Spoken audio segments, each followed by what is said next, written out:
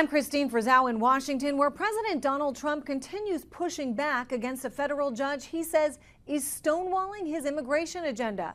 His Justice Department spent the day in court arguing against the temporary restraining order issued by Judge Boasberg after the use of the Alien Enemies Act to deport more than 200 people to a prison in El Salvador without any due process, an effort the administration vows it will continue.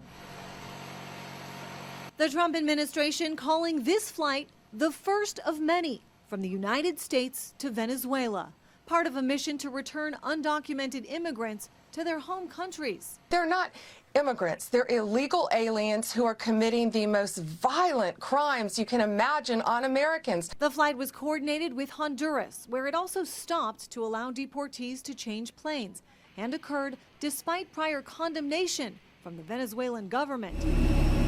About another flight, the video of which has now been seen around the world, filled mostly with Venezuelan nationals flown by the U.S. to a prison in El Salvador. Hasta que logremos. Venezuelan leader Nicolas Maduro calling it kidnapping, concentration camp, humiliation, violations of national and international laws, since they were denied any chance to prove they were not in fact criminals or gang members, as the White House alleges, using the Alien Enemies Act to deport them, prompting a federal judge to issue a temporary restraining order. Donald Trump is a lawless, angry man.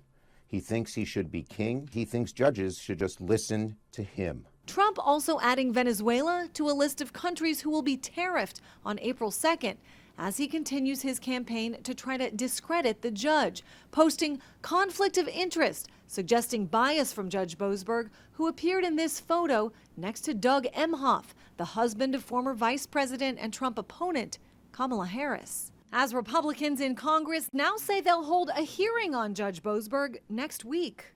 We are learning another layer of President Trump's mass deportation plan involves a new controversial partnership between Immigration and Customs Enforcement and the IRS. The tax agency reportedly set to share information that has previously always been kept secret, names and addresses of people who paid taxes but are in the country illegally.